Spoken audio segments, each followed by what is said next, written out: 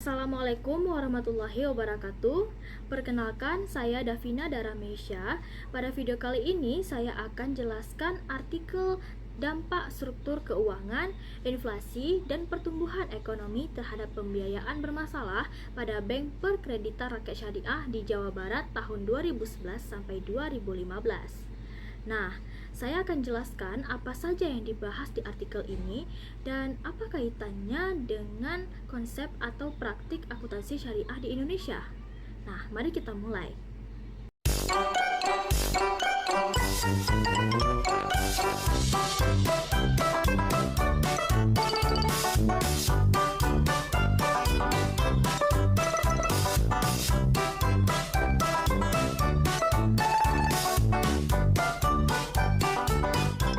Jadi, artikel ini memberikan analisis tentang pengaruh struktur pembiayaan, inflasi, dan pertumbuhan ekonomi terhadap tingkat pembiayaan bermasalah atau non-performing financing di Bank Pembiayaan Rakyat Syariah atau singkatnya BPRS di Jawa Barat dalam periode 2011 sampai 2015.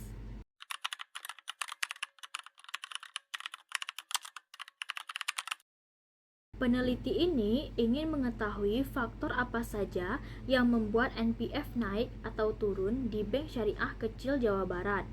Untuk itu, diambillah data dari beberapa BPRS selama 2011 sampai 2015. Lalu, diolahnya dengan EVIUS.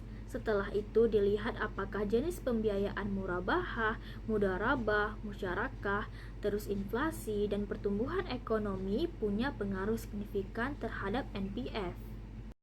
Hasil penelitian menunjukkan bahwa secara keseluruhan variabel-variabel yang tadi disebutkan itu memiliki pengaruh nyata terhadap NPF.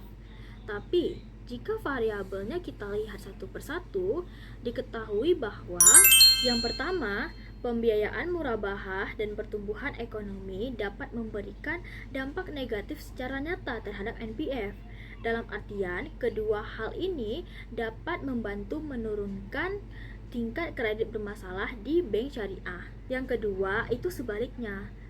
Pembiayaan berbasis mudharabah, musyarakah, serta inflasi itu memberikan dampak positif terhadap NPF, menunjukkan bahwa peningkatan penggunaan pola pembiayaan bagi hasil ini dan kenaikan inflasi berpotensi meningkatkan risiko kredit macet.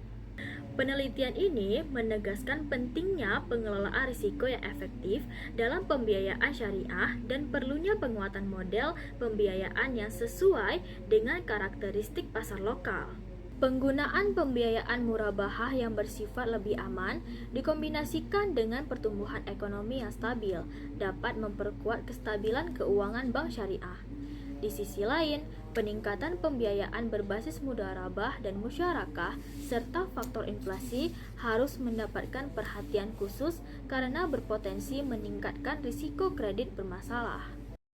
Studi ini menambah wawasan tentang dinamika finansial bank syariah di Indonesia dan memberikan rekomendasi untuk pengelolaan risiko serta pengembangan produk pembiayaan yang dapat menopang keberlanjutan bank syariah di daerah.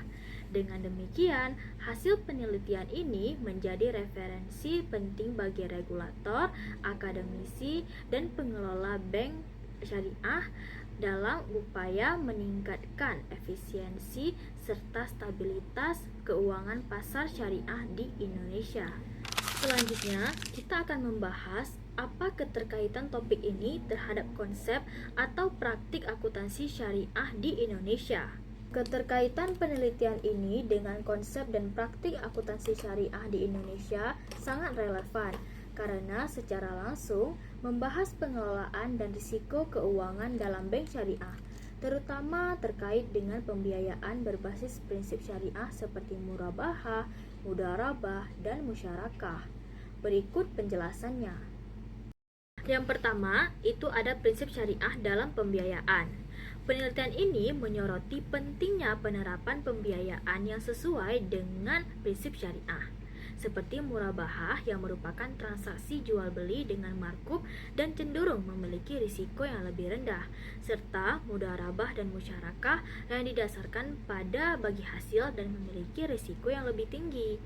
Dalam penerapan akuntansi di Indonesia, pengakuan serta pelaporan pembiayaan harus mencerminkan ciri-cirinya, termasuk pengakuan cadangan kerugian penurunan nilai yang tepat untuk mencerminkan risiko tersebut. Yang kedua, itu pengelolaan risiko dan cadangan.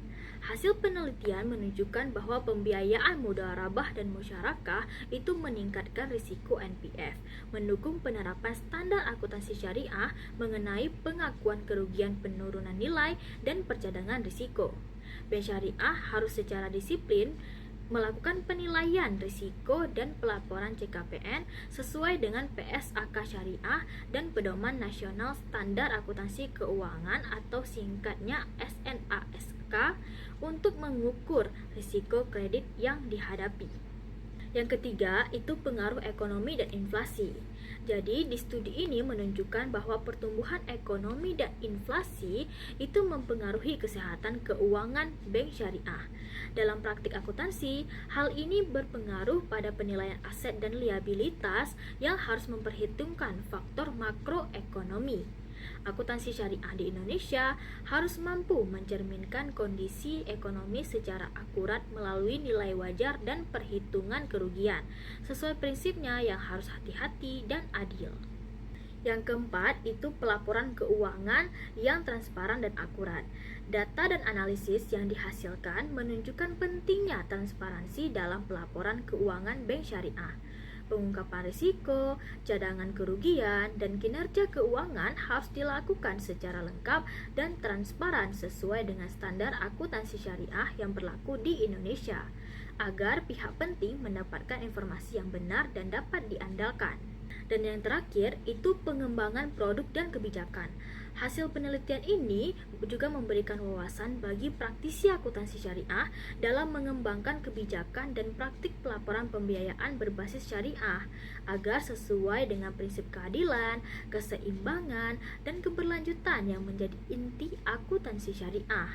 Secara keseluruhan, penelitian ini memperkuat pentingnya penerapan prinsip-prinsip akuntansi syariah dalam pengelolaan dan pelaporan keuangan di Bank Syariah Indonesia guna memastikan stabilitas keuangan, mitigasi risiko, dan keberlanjutan operasional lembaga keuangan syariah sesuai syariat. Sekian penjelasan dari saya. Mohon maaf jika masih ada kekurangan. Saya hanyalah manusia biasa yang tidak luput dari kesalahan.